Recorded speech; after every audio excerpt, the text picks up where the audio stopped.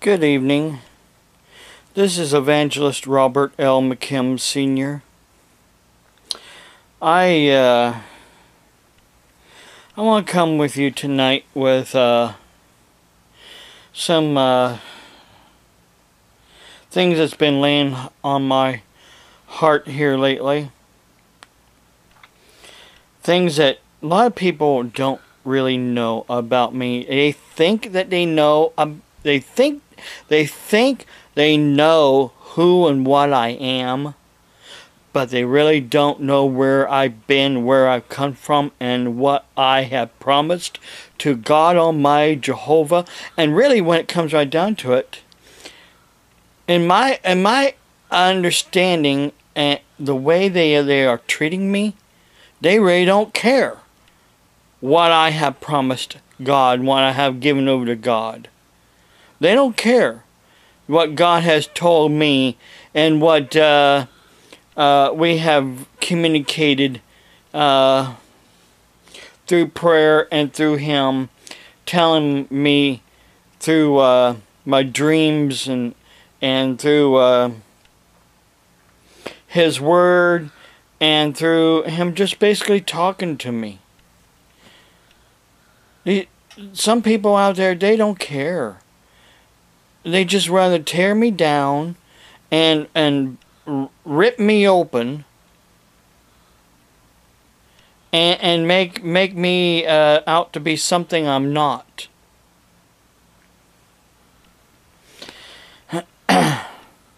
First off, okay,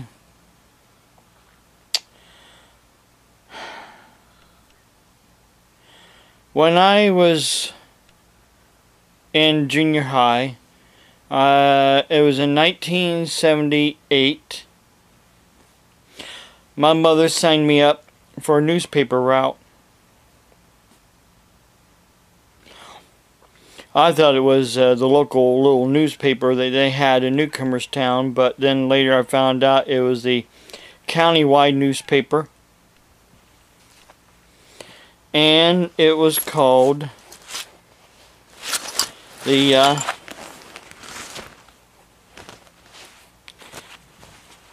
Times Reporter. The Times Reporter. Here's one of my bags I still have of the Times Reporter. I had later, of course, in order to collect money, I had to put my money in this bag here. And one of my somebody that I knew took and fixed up for me, put a piece, some jean material in the back here, so I can make a belt loop thingy out of it, so I can hang it on my belt. And then I later on also purchased one of these change dispensers, old one, because a lot of the newer ones that's still out there has plastic. This has no plastic. This is all metal. Basically, it's considered as an antique. And I had to use a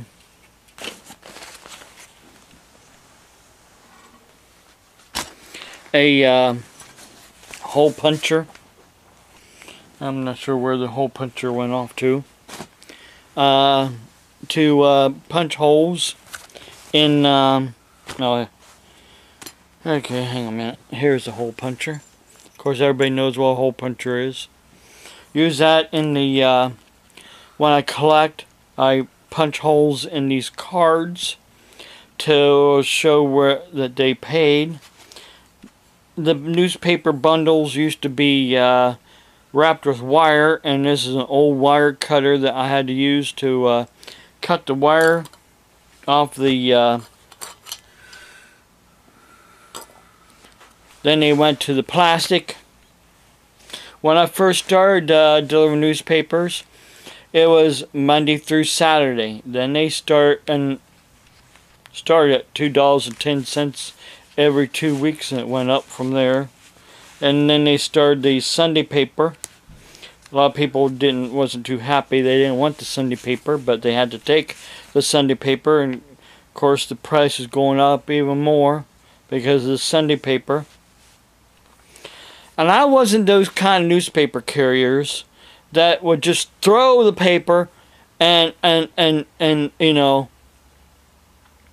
basically throw the paper, and wherever it landed. No. I put the newspaper where the paper customer wanted it. If it was in their mailbox, on the hooks that is sometimes underneath the mailboxes, in between their front door and their screen door, in their patio, wherever they wanted it at, that's where I put the newspaper. I wasn't the kind that just threw the papers and oh well. I had pride in my newspaper route. I had pride in my newspaper customers, because they're the ones that paid me. After I paid my bill to the Times Reporter, then I lived on what was left over. Usually right around $150 every month. And when I started driving, then I got this here sign here to put on the back of my parents' vehicle. And as time went on, I don't know if anybody remember or not, I also had started selling the Grit. The Grit newspaper. It was kind of like a cross between a magazine and a newspaper, to make some extra money as well. I also sold Blair products as well, which had eventually went out of business. It was something like between Avon and Amway. But as I got older and I graduated high school, my parents, they had a police scanner, and they got me a handheld police scanner for my birthday and graduation, excuse me. And long story short, I had got into CB radios after graduation, and I was talking to some CB radio friends. One of them happened to be in React, and he got me into React. I was in React from 1984 until 1987, 8, somewhere around there. 87, I think it was 88, yeah, when React disbanded. Excuse me. I got married to my ex-wife in 1986. She also joined React. And in 1987, I joined another group called the National CB Radio Patrol. And when React disbanded in 1988, I and some other friends of mine got together and got a charter with the National CB Radio Patrol, and took over basically where React had left off. But we even went even farther than that, because one thing that React was supposed to be for is to help stranded motorists on the highways and byways, to monitor the emergency channel of the CB Radio Patrol, Channel 9, for people in distress. Well, we did that, plus we also went to traffic accidents and helped with traffic control. In 1988, I had landed a job as a security guard, so I had to give up my newspaper route. I worked as a security officer, in which I was fired from because I had the flu. I was off work for 6 days, and my supervisor said I missed 16 days of work. She lied to her supervisors in order to get me fired because she didn't like me. Because well, for one thing, I didn't know. Honestly, I didn't know she was cheating on her husband. But someone had called, wanted to know where she was, and I said she was supposed to be in a meeting with so-and-so. And come find out, actually, she was cheating on her husband with this person. So, I think that's one reason why she didn't like me, because I kind of opened up my mouth when I shouldn't open my mouth. But I was just told that if anybody called, that she was in a meeting. Well, anyhow, that's history. I later had, after I fought to get my unemployment, I later saw her at the unemployment office, and some other security guards from the factory I worked at.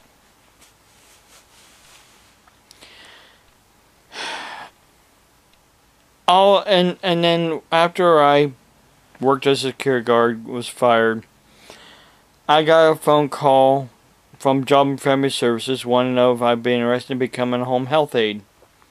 I said yeah. So I started classes, and I also started taking EMT training. Here's my book for my EMT training. Emergency Medical Technician. Yeah, I still have this book. I still have the knowledge of saving people's lives. Before all this, and when I was in REACT, in 1984, I started taking CPR and first aid with the American Red Cross. Well, my job as a home health aide it was only a 9-month training job. Basically, you get paid. You get trained, and then you go to work for 9 months, and you get paid. I got paid, good money. Working minimum wage, basically, plus gas mileage. And long story short, then that ended after 9 months, and then I was basically on my own. I was out of work for a while, different factory jobs, and then I went to school to, back in 1992. I went to school and became a state certified security officer. I was hoping again to land a job as a security guard somewhere, which I did. I landed a job, but then again, that job didn't last very long. Let me find it here. Here is the college I went to in 1992, Mansfield Business College. And here's my state certification. This basically doesn't go away. Okay? Neither does my college degree. I'm basically, a certified security officer until basically either I die or the state of Ohio says I no longer can be a security officer. Oh yeah, here's something I earned a certificate of merit from GRIT.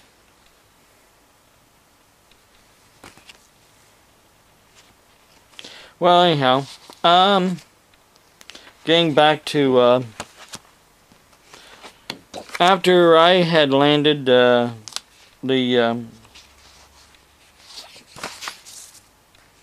security guard job. Like I said, I worked as a home health aide, and I also worked as a security officer on and off.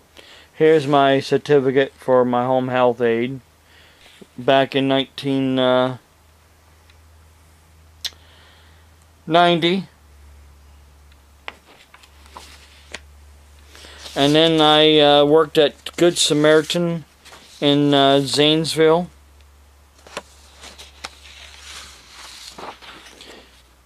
Here is my certificate from Good Samaritan in Zanesville, Ohio. And I've done some more studies with them as well. Well, like I said, I worked on and off as a security officer and a home health aide for 5 years. Then I worked in a group home for a little while. And then I became a school bus driver for 5 years.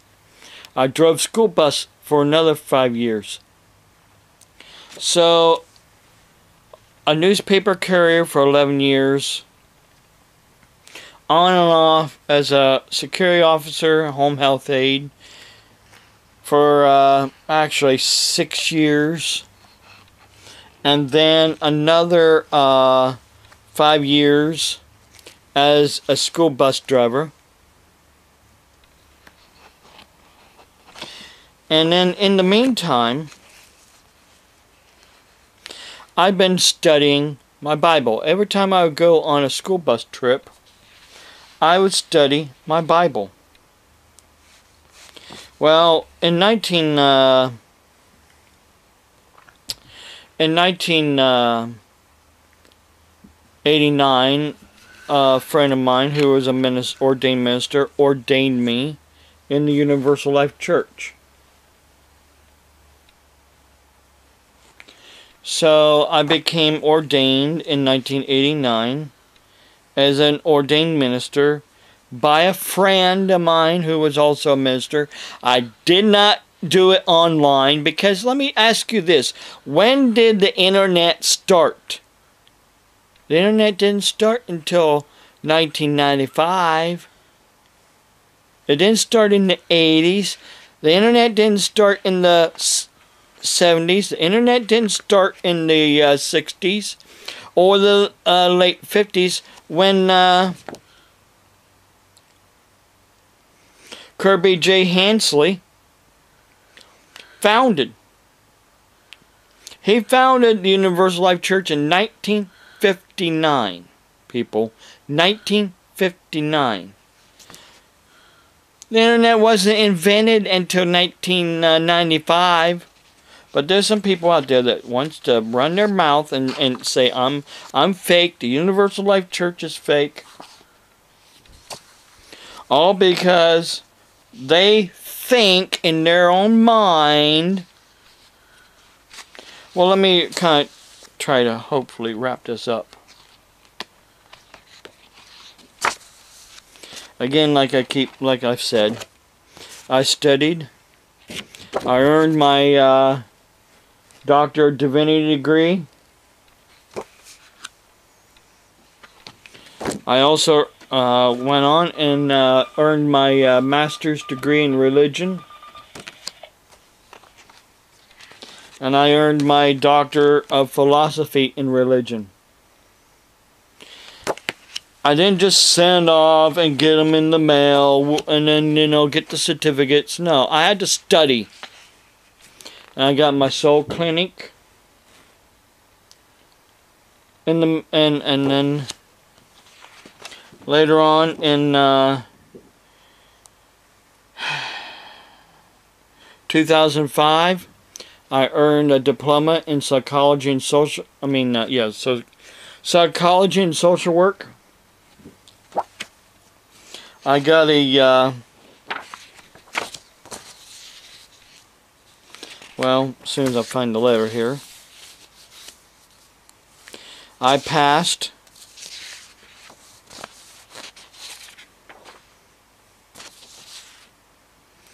Oh, where does it say here? Here it says here somewhere, but yeah.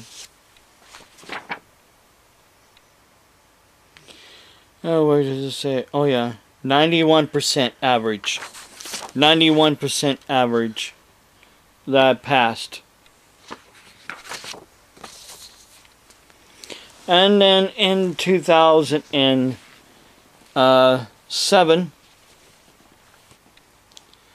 I started with Belmont Technical College and earned my degree in mental health. So I'm not stupid, not by a long shot. I have all these degrees, all this training under my belt, but there's people out there that want to say I'm stupid. All because they think they know me. All because they think that they know, excuse me, everything about me. And while I was doing the radio patrol, there have been a lot of newspaper write-ups about me. Messengers over the airwaves about me and the radio patrol. Accidents we've been to. Many accidents. Acknowledging us being there. Helping out with traffic control. I mean, even a big pile-up on Interstate 77 near Stone Creek back in 1995.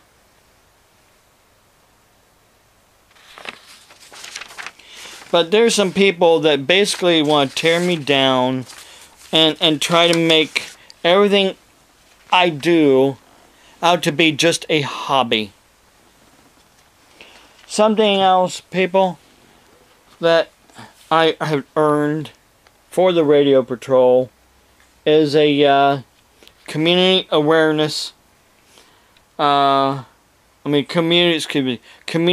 service award from the New Philadelphia VFW Post.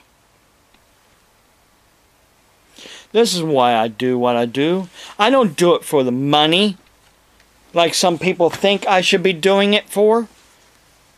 When I was going to college, well, first off, I was just basically into CB radios, and I always wanted to get my ham radio license. And then I went to a class that the Ham Radio Club was having, and I studied with them, and I later passed and got my ham radio license. Then I used some of my overage money and bought my first ham radio. This is my first ham radio. It was around $150.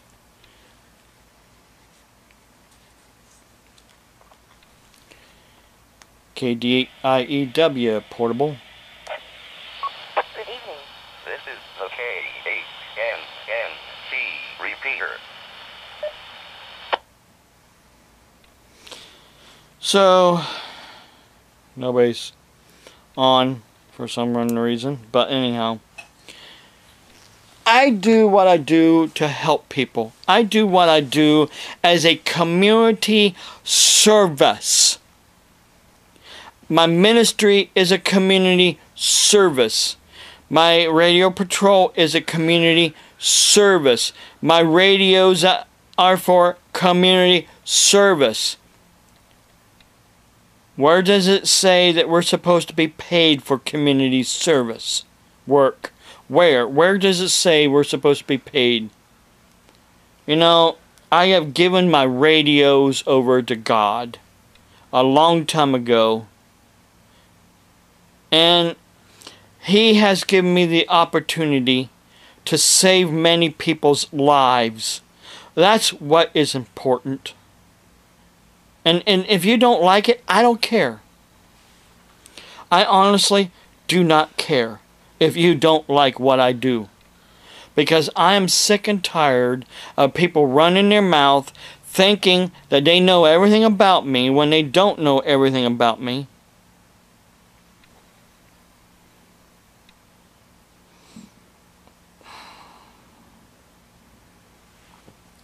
I'm also in Skywarn. There's my Skywarn badge, an ID number. I've had reported many severe storms and flash flooding to the National Weather Service so that they can issue the warnings. My reports have saved many people's lives. And I have been at, like I said, many accidents helping with traffic control. And not only just helping with traffic control, but saving people's lives. There was this young guy that was in an auto accident. Him and his friends rear-ended a semi, and he had a big gash in his forehead because he hit the windshield. And I had pressure, and I was doing C-spine mobilization, while this other ex-EMT, he was helping as well until the other paramedics and EMTs got on scene. Then me and my radio patrol started helping with traffic control. I helped save people's lives, and people broke down, people in minor fender bender accidents, and almost getting hit several times by semis going out of control in the snow and the ice. But God was always there to save me, to push me out of the way just in time. And I thank you, Lord, for giving me the opportunity to do what I do. And I pray, Lord, that you will let people see what I really do. And maybe down the road, if they are in an accident and a reactor or somebody comes along and helps them out also, they'll see what it's like to be saved by somebody that's a volunteer and doesn't ask for money in return. All I have been doing is asking for things that we need, that Renee needs. And it's like, these people think I'm addressing them personally. I'm addressing anybody and everybody out there that's listening to me. Yes, I'm an ordained minister. Yes, I have degrees. But where does it say that you have to make money with your degrees? Why can't you just accept the fact that I can't hold a full-time job, and that you're thinking that everybody has to work until the day they drop over dead is a false gospel. The root of all the love of money is the root of evil, and when you put money ahead of everything else, you're making money your God. And I'm not making money my God. You know, I could do without, really, when it comes right down to it. Renee, she doesn't need a lift chair. No, you know, she doesn't need a lift chair. But she would like to have a lift chair to help her life a little bit better, to get up and out of the chair better. She would like a lift chair. Don't you, hun? Yes, I do. Yes, I do. Anyhow, she would like a lift chair, but can't afford a lift chair. CareSource won't pay for a whole thing. That's all I'm just trying to get across. CareSource won't pay for a whole thing. I'm not saying, hey, give us money. We want all your money right now. We want all your money. Hand it over. No, I'm not doing that. I'm just trying to get across to people that CareSource, Ohio, Medicaid, even Medicare isn't there for everything, like some people think it is. And it seems like every time I try to bring up the fact that we need help, it's like, well, pulling teeth without Novocaine. Listen, I gotta get off here. My time's about over. God bless you. Have a blessed day.